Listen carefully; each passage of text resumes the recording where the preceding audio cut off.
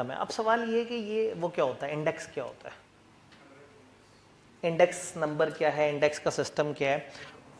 नवंबर 1991 को base year मानते हुए उस वक्त की जो कैलकुलेशन थी उसको 1000 पॉइंट्स पे मार्क कर दिया कि इंडेक्स 1000 पॉइंट्स है इस वक्त। इंडेक्स सिस्टम अगर आपको याद हो तो क्या होता था कि हम एक बेस ईयर की प्राइस नीचे रखते थे, करंट ईयर की प्राइस ऊपर रखते थे और मल्टीप्लाई कर देते थे 100 से, तो हमें पता लग जाता कि इतना इंडेक्स है। फॉर एग्जांपल अगर जो है वो पेट्रोल 300 रुपए का आज है और फ्यूचर में हो जाता है 450 का, तो इसको 100 से मल्टीप्लाई किया, जवाब आया 150, तो हम कहेंगे इंडेक्स 150 है। इंडेक्स 100 का मतलब होता है कीमतें उतनी ही हैं जितनी पहले थी, ये फीसद में बताता है। 150 का मतलब है 150% हो गई हैं कीमतें। कीमतें पहले 300 थी, अब कीमतें हो गई 150%।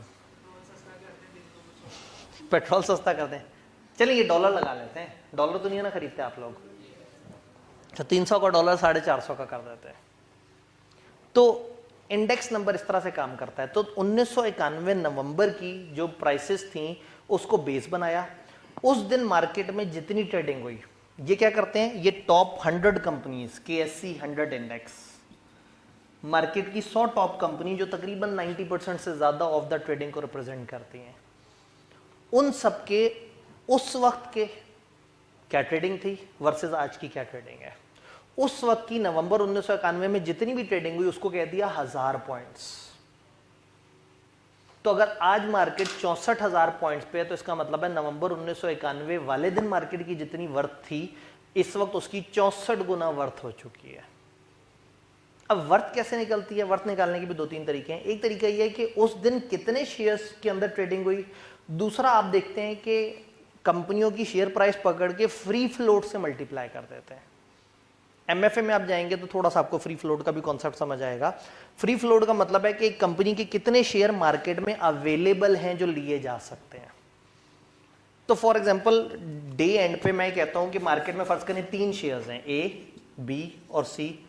A है 10 रुपए का, B है 15 रुपए का और C है 20 रुपए का।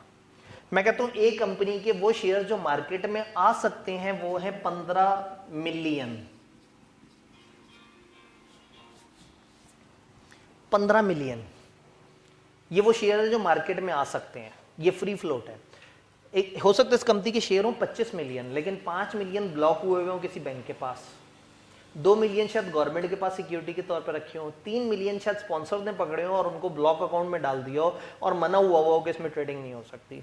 तो फ्री फ्लोट किसी भी कंपनी के उतने शेयर्स को कहते हैं जितने मार्केट में ट्रेड हो सकते हैं। हो सकता है 1-2 मिलियन तो फिजिकल में हो, फिजिकल वाले मार्केट में, सॉफ्ट में कहां ट्रेड होंगे। तो इसका मतलब है ये ए कंपनी के 15 million is that maximum number of shares जो मार्केट में ट्रेड हो सकते हैं। और ये एक शेयर कितने का बिका एवरेज मार्केट में आज, इसका मतलब है इस कंपनी की कैपिटलाइजेशन है 150 मिलियन की। आज के दिन की इस कंपनी की कैपिटलाइजेशन, यानी आज के दिन कोई इस कंपनी को पूरा खरीदना चाहता, हर वो शेयर जो मार्केट से मिल सकता था वो 150 मिलियन की कंपनी खरीद सकता था। तो आज के दिन इस कंपनी की वर्थ है 150 मिलियन। तो शायद इस कंपनी की आज के दिन की वर्थ हो 200 मिलियन, शायद इसकी वर्थ हो 220 मिलियन।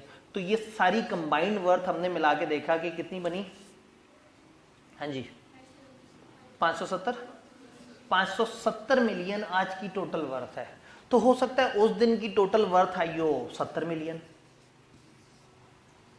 तो अगर 70 million was equal to 1000 index points, तो आज हमने देखना है कि हमारा इंडेक्स कितना वो हुआ। तो ये जो आपको इंडेक्स बताते हैं कि जी 65,000 इंडेक्स है, 30,000 इंडेक्स है, 40,000 इंडेक्स है, ये एक बेस ईयर से कंपेयर कर रहे होते हैं। फिर एक दिन का अगले दिन से कंपैरिजन होता है चेन इंडेक्स से। शायद QM की बातें याद हो, पिछला दिन डिवाइडेड बाय अगला दिन, तो उससे हमें पता लग जाता है कि अगले दिन कितना इजाफा हुआ। तो फॉर एग्जांपल पिछला दिन क्लोज हुआ 64,000 पे और अगले दिन में है 64,200 इंडेक्स, तो मैं कहूँगा इंडेक्स 200 पॉइंट्स के इजाफे के साथ 64,200 पे बंद हुआ। तो ये जो होता है ना एक दिन से दूसरे दिन का कंपैरिजन, ये बताता है कि मार्केट पिछले दिन से आगे गई है या पीछे आई है। जैसे अगर आप आज देखेंगे तो आज गालबन नीचे की तरफ गई होगी मार्केट, माइनस में गई है मार्केट। क्यों, आज ऐसी क्या खास बात है? आज SBI के वो था, एनिवर्सरी थी, तो आज जो है ना वो लोगों ने SBI में इन्वेस्ट किया। जी, नया साल शुरू हुआ है, इलेक्शन की तरफ चीज़ें आ रही हैं और लोगों की जो गैर यकीनी कैफियत है वो बढ़ती जा रही है। कुछ होते हैं आपकी तरह के लोग जो बेयकीनी वाली कैफियत के दिनों में फ़ायदा उठा जाते हैं। चीज़ें अनसर्टन होंगी, सारा कुछ होगा, चीज़ों के रेट गिरे हुए होंगे, जल्दी से आगे पकड़ के रख लेंगे और दुआ करेंगे या अल्लाह पाकिस्तान स्टेबल हो जाए। अगर स्टेबल हो गया तो 10 गुना रिटर्न कमाएंगे और ना हुआ तो फौत हो जाएंगे। तो कुछ लोग फिर पूरी पूरी लाइफ की जुए खेल लेते हैं, मुश्किल टाइम्स में प्रॉपर्टियां खरीदते हैं, मुश्किल टाइम्स में सोना उठा लेते हैं, डॉलर उठा लेते हैं। तो कुछ लोग सिर्फ फ्लक्चुएशन से खेल रहे होते हैं इस तरह की गेमों से। अभी थोड़े पहले मैंने PIE का भी एग्जांपल्स में उसका जिक्र भी किया था।